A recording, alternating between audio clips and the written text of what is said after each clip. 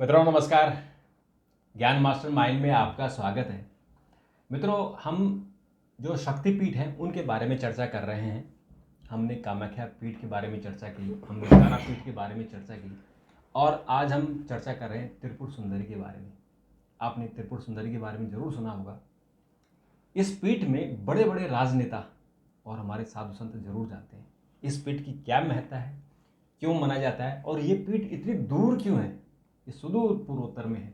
इसके बारे में हमारे शोधार्थी, हमारे विशेषज्ञ डॉक्टर प्रतीक मिश्र जी। डॉक्टर साहब, आपका बहुत बहुत स्वागत है। आज आप त्रिपुर सुंदरी जी के बारे में बता रहे हैं और त्रिपुर सुंदरी जी का मंदिर बहुत खूबसूरत है और राजनेता अगर कोई वरदान लेने जाता है तो त्रिपुर सुंदरी जरूर जाता है। जैसे कि वो कामाख्या मंदिर जाते हैं, ऐसे त्रिपुर सुंदरी भी बहुत जाते हैं। हाँ, राजनेता तो सभी मंदिरों में ही जाते हैं।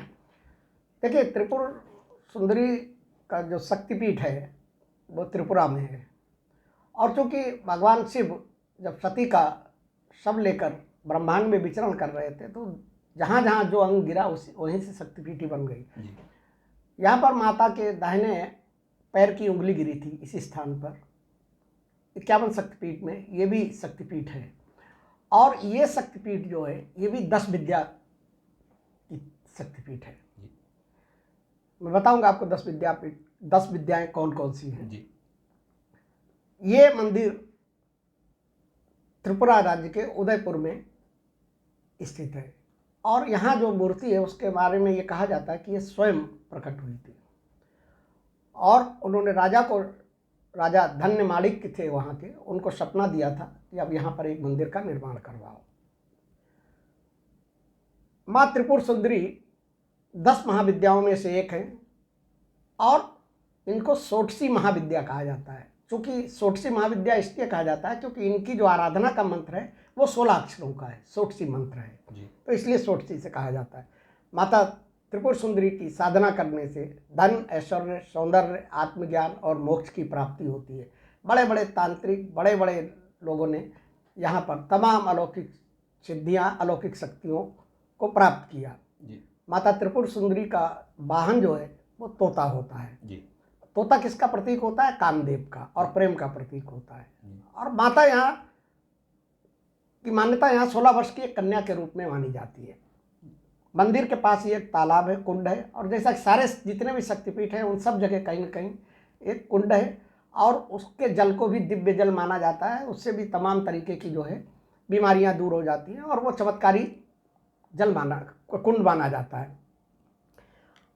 यहाँ भी ये माना जाता है कि इसमें स्नान करने से सभी प्रकार के कष्टों से मुक्ति मिलती है।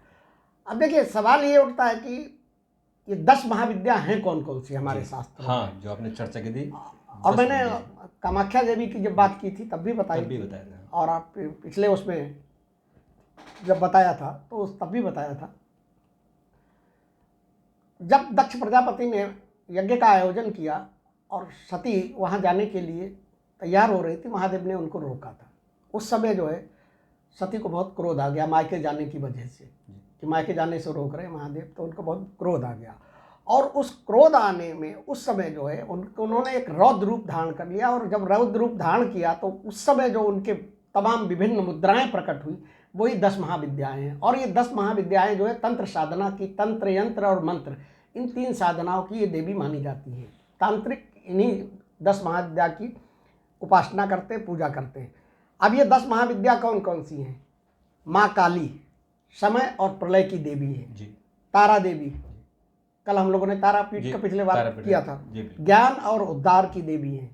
त्रिपुर सुंदरी सौंदर्य, ऐश्वर्य, प्रेम और शक्ति की देवी है। भुवनेश्वरी सृष्टि और माया की अधिष्ठात्री है। भैरवी तांत्रिक ऊर्जा और तेजस्ता की देवी है। छिन्नमस्ता बलिदान और आत्मज्ञान की देवी है। धूमावती त्याग, वैराग्य और विधवा स्वरूप है इनका। बगलामुखी जो पीठ है, पीताम्बरा पीठ जो है वो शत्रुनाशिनी और वाणी की देवी मानी जाती है। मातंगी संगीत, कला और तंत्र विद्या की देवी है। और कमला 10वीं धन और समृद्धि की देवी। लक्ष्मी जी का जो तांत्रिक रूप है वो कमला देवी को माना जाता है।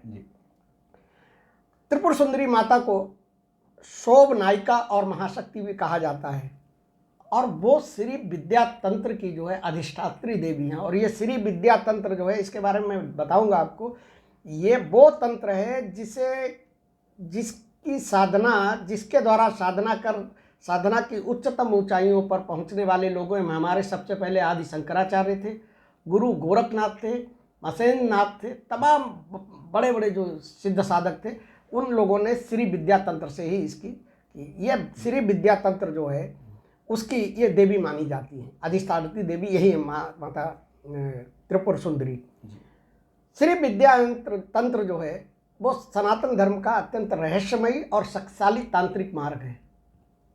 ये माँ ललिता, त्रिपुर सुंदरी को माँ ललिता देवी भी कहा जाता है, उनकी उपासना पर आधारित है। तंत्र में इसे सर्वोच्च माध्यम माना जाता है, क्योंकि ये ब्रह्म ज्ञान का भी आपको बोध करा सकता है अगर साधक उच्च अवस्था का है तब। इस तंत्र के बारे में ललिता सहस्त्रनाम, देवी भागवत, तंत्रसार, त्रिपुरा रहस्य, रुद्रायमल तमाम जगह पे मिलता है। अब यह है क्या? श्री विद्या यंत्र क्या है? श्री का मतलब होता है समृद्धि, शक्ति, और देवी लक्ष्मी। ये इसकी देवी कौन है? लक्ष्मी। लक्ष्मी जी। विद्या का अर्थ क्या है? ज्ञान। उसकी देवी कौन है? माँ सरस्वती। तो श्री विद्या ये जो तंत्र है, ये दिव्य ज्ञान उसको भौतिक और आध्यात्मिक रूप से पूर्ण बनाता है। हमारे जो ग्रंथों में लिखा है, शास्त्रों में लिखा है, उसमें लिखा हुआ है कि ये श्री विद्या तंत्र जो लोग इसको साध लेते हैं या जो इसको पूर्ण कर लेते हैं, उनको सभी प्रकार की सिद्धियां, जो अष्ट सिद्धियां हैं और 9 निधियां हैं, वो प्राप्त हो जाती हैं।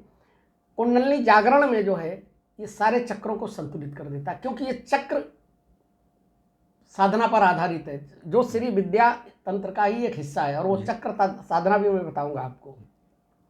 इसमें विद्या के 5 स्तर होते हैं। सामान्य भक्त जो है वो लघु श्री विद्या साधना कर सकते हैं। मध्यम श्री विद्या साधना जो है वो किसी गुरु के मार्गनिर्देशन में की जाती है। असल में ये इतनी खतरनाक साधना है कि बिना गुरु के इसको करना नहीं चाहिए। अगर बिना गुरु के आप कर रहे हैं तो इसमें तमाम खतरे हैं और हो सकता है कि आप साधना पूरी भी ना कर पाएँ। उत्तम श्री विद्या साधना जो है उसमें श्री चक्र और षोडशी मंत्र का उपयोग, जो माता का त्रिपुर सुंदरी का षोडशी मंत्र है, वो किया जाता है। मतलब जब साधक बहुत एडवांस स्टेज पर पहुंच जाता है तब उसको परमहंस साधना कहते हैं। वो तब शिव उसको अपने में ही शिव और शक्ति दिखाई पड़ने लगती है। और सिद्ध अवस्था वो होती है जिसमें कुछ ब्रह्म का साक्षात पूर्ण आत्मज्ञान हो जाता है, पूर्ण ज्ञान हो जाता है। विद्या तंत्र जो है ये श्री चक्र क्या यंत्र है? तो देखो, ये तंत्र और यंत्र की देवी हैं। तो जो श्री चक्र की साधना पर विद्या तंत्र जो है वो आधारित होता है। मतलब विद्या तंत्र का आधार जो है वो श्री चक्र है। श्री चक्र को ब्रह्मांड की ऊर्जा की संरचना कहा जाता है। ये 9 परतों वाला एक ज्यामितीय यंत्र होता है, 9 परतें होती हैं। इसकी जो बाहरी परत होती है वो सांसारिक जीवन का प्रतीक मानी जाती है। 3 वृत्ति वाली इच्छा शक्ति, ज्ञान और क्रिया शक्ति की मानी जाती है। तीसरी 16 पंखड़ियों वाली चक्र होता है जो सांसारिक इच्छाओं का प्रतिनिधित्व करता है। 8 पंखड़ियों वाला चक्र जो होता है वो उसमें दिव्य शक्तियां निवास करती हैं। मतलब उस यंत्र को रखकर इस साधना श्री विद्या साधना तंत्र को जब किया जाता है तो आप साधक को ये सारी चीज़ें जो है प्राप्त हो जाती हैं। पहला अंतर कोण जो होता है वो अष्टकोण होता है, उसमें वो प्रतिनिधित्व करता है 8 मास शक्तियों की। दूसरा अंतर त्रिकोण जो उसके अंदर बना होता है वो त्रिदेवों का स्थान है। 3 देवियाँ, लक्ष्मी, काली और सरस्वती का स्थान है। और तीसरा जो त्रिकोण जो उसके अंदर त्रिकोण होता है वो मूल शक्ति का केंद्र होता है। और जो भीतर का बिंदु होता है वो परम ब्रह्म शिव शक्ति के मिलन का केंद्र होता है। ये श्री चक्र जो है, ये श्री चक्र जिन मंदिरों में भारत के बने हुए हैं उनमें एक तो त्रिपुर सुंदरी शक्तिपीठ है, कामाख्या, मैंने कल बताया था तंत्र की और सबसे बड़ी है कामाख्या शक्तिपीठ है। राज राजेश्वरी मंदिर तमिलनाडु का है। और मीनाक्षी मंदिर जो मदुरई में है वहाँ भी श्री चक्र साधना का है। और कोणार्क का सूर्य मंदिर वहाँ भी जो है, ये सभी मंदिर जो है श्री चक्र ऊर्जा से जुड़े हुए हैं। श्री विद्या का जो महामंत्र है, चूँकि देवी को षोडशी कहा जाता है तो उनका षोडशी 16 अक्षरों वाला जो है वो श्री विद्या तंत्र का सबसे महत्वपूर्ण मंत्र मंत्र है। है। जैसे कि महादेव का महामृत्युंजय है, ऐसे ही त्रिपुर सुंदरी का जो है षोडशी मंत्र कहा जाता है। और ये मंत्र जो है, इस मंत्र के बारे में ये कहा जाता है कि ये तंत्र का सबसे रहस्यमयी मंत्र है। जी। इसका जाप किसी योग्य गुरु, अनुभवी गुरु की देखरेख में ही करना चाहिए, वरना इसका से नुकसान भी हो सकता है। इस मंत्र के द्वारा जो श्री विद्या है उसको पूर्ण सिद्धि दिलाने में ये सहायक होता है। और माना ये जाता है और माना नहीं जाता है, बहुत से तमाम साधकों ने, जिनके मैं नाम बताऊंगा, उन लोगों ने इस षोडशी मंत्र के द्वारा माँ त्रिपुर सुंदरी से साक्षात्कार किया है, मतलब उनके दर्शन किए हैं, उनसे बात की है, उनसे मार्ग निर्देशन लिया है। क्योंकि ये मंत्र जो है आध्यात्मिक उन्नति को करने वाला है, समृद्ध और ऐश्वर्य को बढ़ाने वाला है, और इतना ही नहीं, शरीर के रोगनाशक भी है। या शरीर में अगर तमाम तरीके की व्याधियां हैं और अगर इस मंत्र का आप जाप करते हैं तो माना जाता है कि उससे आपको व्याधियों से मुक्ति मिलती है। ये जितनी निगेटिव एनर्जीज होती हैं, जिसे जादू, टोना, भूत, प्रेत, उन सब में भी ये श्री चक्र जो है बहुत लाभदायक होता है और ये उनसे आपकी रक्षा करता है। और जैसे अपने यहाँ लक्ष्मी यंत्र है ना, लक्ष्मी यंत्र, जब लक्ष्मी जी की पूजा करते हैं तो हम लोग लक्ष्मी यंत्र रखते हैं, तो ये श्री चक्र यंत्र जो है ये तंत्र की साधना में होता है। हालांकि इससे और भी सारी चीज़ें की जा सकती हैं। माँ त्रिपुर सुंदरी ने तमाम दुष्ट राक्षसों का, दुष्ट अनाचारी राजाओं का, कई लोगों का उन्होंने संहार किया। जी। माँ त्रिपुर सुंदरी ने जिनका संहार किया उनमें एक भंडासुर, और ये भंडासुर के बारे में बताऊंगा, बड़ी दिलचस्प कहानी है इसकी कि भंडासुर ये था कौन। विशुक्र, विशंग, मंथनासुर और भंडासुर का सेनापति जो था चतुरांग बल सेना, ये इन सारे अत्याचारी जो दुष्ट राक्षस थे इनका उन्होंने संहार किया था। भंडासुर जो है उसकी उत्पत्ति जब भगवान महादेव ने अपनी तीसरी आंख खोल के कामदेव को भस्म किया था, तो उस राख से जो असुर उत्पन्न हुआ था वो भंडासुर था। और इसको, ये बहुत बड़ा तांत्रिक और मायावी था। ब्रह्मा जी ने इसे वरदान दिया हुआ था कि कोई सामान्य व्यक्ति या कोई सामान्य देवता एकता उसको जो है मार नहीं सकता है। और स्थिति ये हो गई थी भंडासुर के बारे में, आपने टीवी पे अगर माता के जो सीरियल आते हैं उनमें भंडासुर की कहानी दिखाई गई थी। इतना मायावी था कि इसकी माया के आगे देवताओं की सारी ताकत जो है वो भी फेल हो जाती थी। और उसी का नतीजा क्या हुआ कि इसने अपनी माया और तंत्र के बल पे जो है इंद्र के सिंहासन पे भी अधिकार कर लिया, कब्जा कर लिया। अब जब इंद्र का सिंहासन डोलने लगता है तब देवताओं को, देवी देवताओं की याद आती है, हमारे महादेव की या आदिशक्ति की याद आती है। तो जब देवताओं के ऊपर संकट बढ़ गया तो उन्होंने क्या किया कि माँ त्रिपुर सुंदरी की स्तुति की। और माता त्रिपुर सुंदरी की स्थिति जो पूजा है उसके लिए एक ललिता सहस्त्र नाम है जी, उसका पाठ किया जाता है। तो उसका पाठ किया, उसके बाद क्या है कि उस चक्र से दिव्य अग्नि जो है वो प्रकट हुई और माँ ललिता ने पूर्ण युद्ध कवच के साथ प्रकट होकर उसका भंडासुर का वध किया। ये तो हुआ भंडासुर का हो गया। अब भंडासुर का वध करने में भी माता को जानते हो किस अस्त्र का प्रयोग करना पड़ा था? शिव जी के पाशुपतास्त्र का प्रयोग करना पड़ा था। ये स्थिति थी। इतना तांत्रिक और इतना बड़ा मायावी वो था। अब उसके बाद फिर विशुक्र और विशंग, ये दोनों भंडासुर के सेनापति थे। भंडासुर जब मारा गया तो पूरा इन्होंने युद्ध का अपने ऊपर दायित्व ले लिया और इन्होंने माता से युद्ध करना शुरू किया। वो भी बड़ा मायावी राक्षस था। दोनों को जो है माता ने, उन्होंने खूब तंत्र मंत्र का माता के ऊपर प्रयोग किया, लेकिन माता ने अंगु अष्टमुद्रा नाम के तंत्र के द्वारा उसे जलाकर भस्म कर दिया। उसके बाद विशंग ने उनके ऊपर आक्रमण किया, विशंग के साथ युद्ध हुआ और उसके बाद तब माता त्रिपुर सुंदरी ने दंडनी देवी को, अपने एक अंश को प्रकट किया और कहा कि इसको दंड दो, इसको मृत्यु को प्राप्त कराओ, और उसको उसका हो गया। उसके बाद मंथनासुर का वध किया गया। ये भी अत्यंत शक्तिशाली दैत्य था। ये भी तंत्र और मायावी शक्तियों का ज्ञान था। और समस्या ये थी कि जो इनको तंत्र और मायावी शक्तियाँ आती थी, इनको सामान्य देवताओं के बस का बात ही नहीं थी। इनको वही मार सकता जो खुद तंत्र की अधिष्ठात्री देवी हो। और माँ त्रिपुर सुंदरी जो है वो तंत्र की ही अधिष्ठात्री देवी थी। तो उसने, इस मंथनासुर ने जो है माता के ऊपर ब्रह्मास्त्र का चलाया लेकिन वो जो श्री चक्र माता की जो चारों तरफ जो आवरण बन का कवच बन के खड़ा हुआ था, उससे टकरा के वो जो है नष्ट हो गया। और माँ ने फिर जो है सुदर्शन चक्र की तरह का एक चक्र होता है, उसे चक्रायुध कहते हैं, उससे उसका सिर धड़ से अलग कर दिया। उसके बाद उनकी सारी और सेना का नाश कर दिया।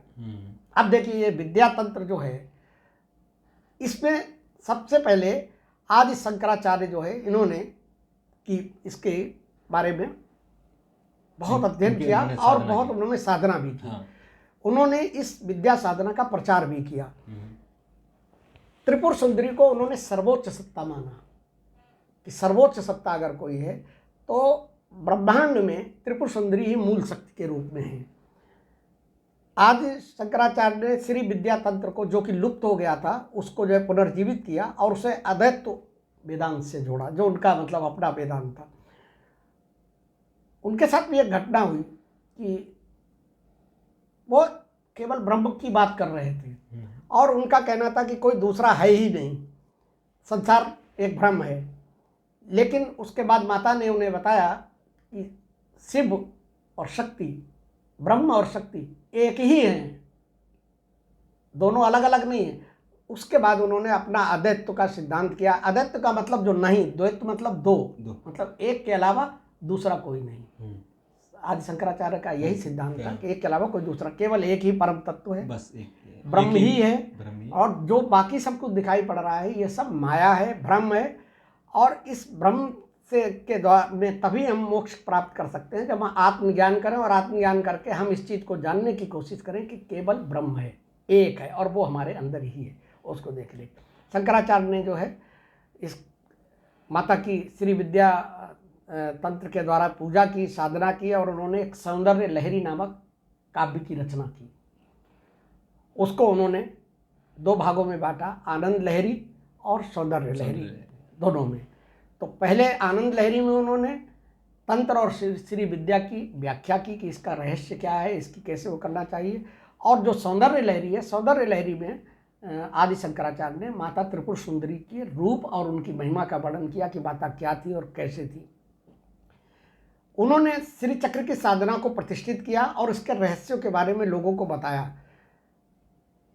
शंकराचार्य, आदि शंकराचार्य के बारे में बताया जाता है कि कांची कामाक्षी देवी, वो भी त्रिपुर सुंदरी माता का ही एक रूप है, वहाँ पर कठिन साधना की थी और वहीं पर उन्होंने ललिता सहस्त्र नाम की रचना की थी। आज भी ये माना जाता है कि त्रिपुर सुंदरी के ललिता सहस्त्र नाम का जो पाठ कर लेता है पूरा, जैसे कि हम लोग देवी का करते हैं ना, नवरात्रि में दुर्गा सप्तशती का पाठ करते हैं, हनुमान चालीसा का करते हैं, विष्णु सहस्त्र नाम का करते हैं, वैसे ही ये जो है ये ललिता सहस्त्र नाम जो है, क्योंकि देवी त्रिपुर सुंदरी का दूसरा नाम ललिता भी है, तो ललिता सहस्त्र नाम का करके जो है वो किया जा सकता है उनको।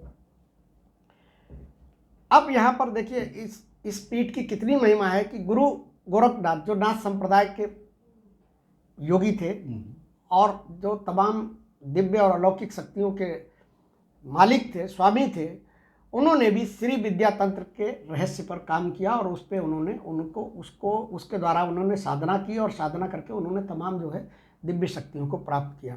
त्रिपुर सुंदरी के वो भी उपासक थे।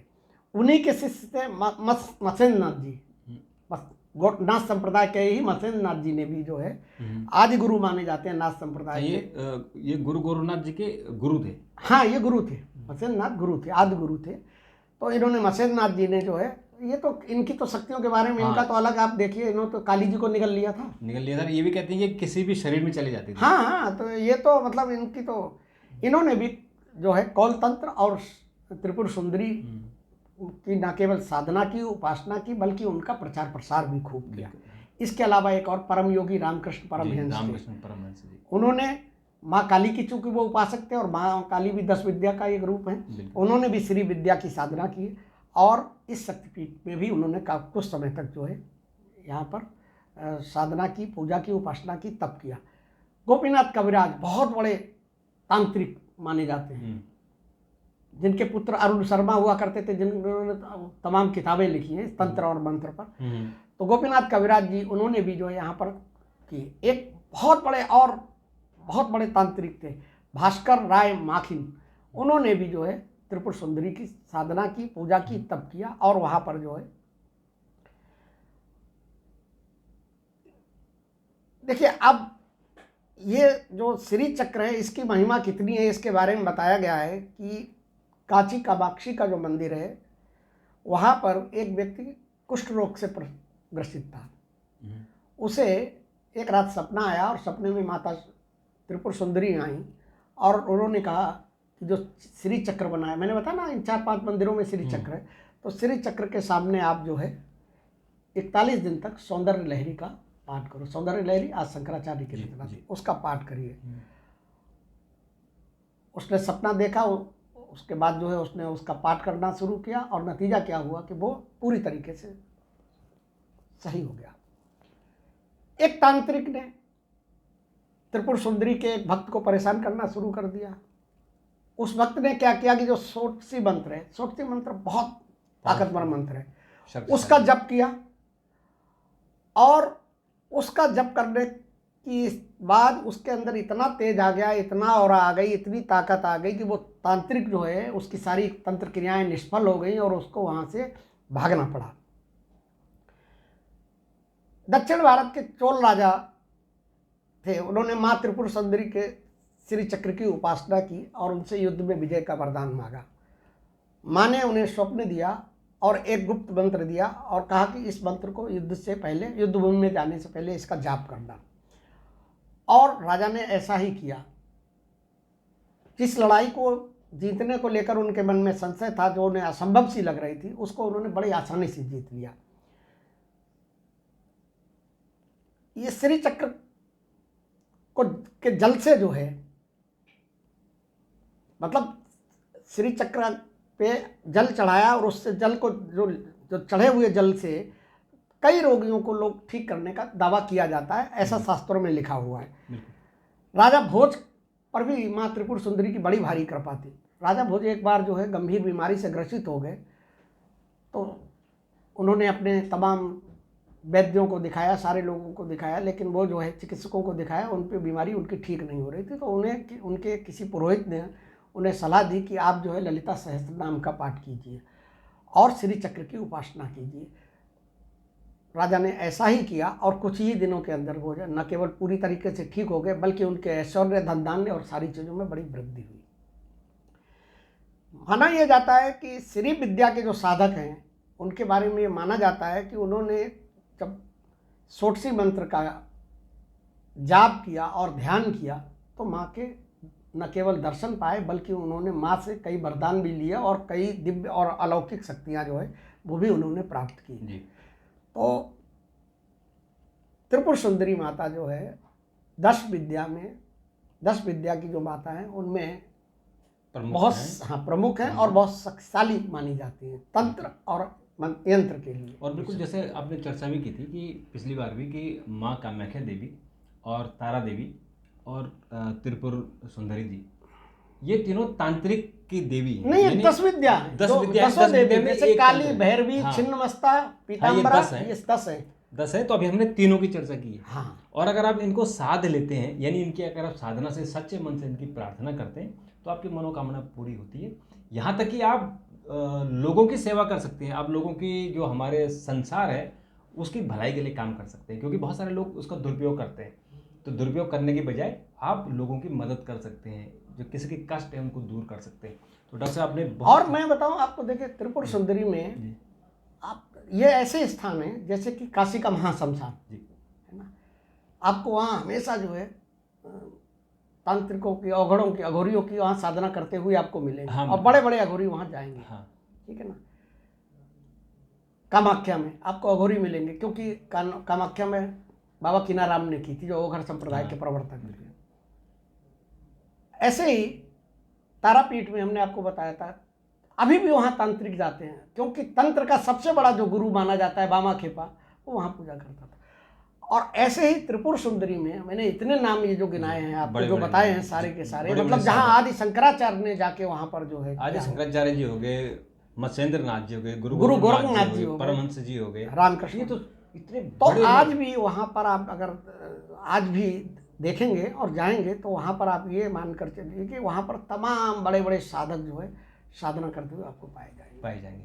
तो डॉक्टर साहब, ये तो हमारे जो हमारे सनातन धर्मी हैं उनको आज बहुत जानकारी मिली होगी क्योंकि मोटे तौर पर तो सब देखते हैं, क्योंकि फोटो छपती है, नेताजी वहाँ जाते हैं, आशीर्वाद लेते हैं, तो इसलिए फोटो तो छप जाती है, लेकिन उनका महत्व क्या है और क्या मंत्र पढ़कर हम उनकी साधना को स्वीकार कर सकते हैं, माता हमारी साधना स्वीकार करेगी, उस बारे में हम चर्चा कर सकते नहीं, हैं। माता की देखिए वहाँ पर अभी भी ये मान्यता है कि अगर मतलब कोई सच्चे मन से और श्रद्धा भाव से और समर्पण भाव से जाता है तो उसकी मनोकामना पूरी होती है। बिल्कुल। और जो आप कह रहे हो ना राजनेता वगैरह, राजनेताओं की तो बड़ी मनोकामनाएं होती हैं, तो वो तो इसलिए दर वहाँ दर जरूर भटकते जाते हैं, सब जगह जाते हैं। इसलिए जरूर जाते हैं वो, कि उनकी जो इच्छा होती है कि हम भी मंत्री बने, सांसद बने, तो जरूर उनकी कामना पूरी होती है, हमने कामना देखा पूरी है। होती है, किसी सामान्य भक्त की भी कामना पूरी होती है और तमाम लोग जाते हैं। बिल्कुल। तो डॉक्टर साहब एक टिप्स भी दीजिए, क्योंकि बहुत सारे हमारे पाठक हैं, वो बड़ा इंतजार करते हैं कि कोई टिप मिल जाए।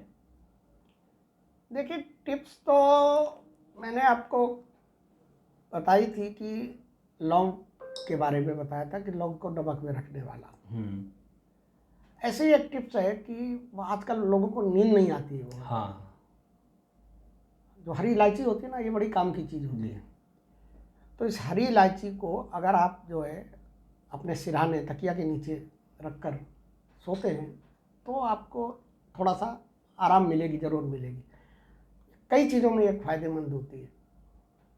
अगर आप कहीं किसी के साथ मीटिंग करने जा रहे हैं तो कपूर और हरी इलायची दोनों को अपनी पॉकेट में सामने रखिए, इलायची खाते रहिए और कोशिश कीजिए कि जिसके संग मीटिंग करने जा रहे हैं उसको भी खिला दीजिए। तो आप देखिए कि चीज़ें तो अनुकूल होनी शुरू हो जाएंगी, आपकी जो पॉजिटिव हो जाएंगी। हाँ, पॉजिटिव हो तो जाएंगी। जरूर ये छोटे मोटे टोटके होते हैं, क्योंकि हमारी दादी अम्मा, हमारी नानी अम्मा ये सब चीज़ टोटके करके अपने बच्चों को सुरक्षित रखती थी। तो आप भी जरूर आजमाइए, आपको भी लाभ होगा। डॉक्टर साहब आपने बात की, आपका बहुत बहुत धन्यवाद। और मित्रों आपका भी बहुत बहुत धन्यवाद।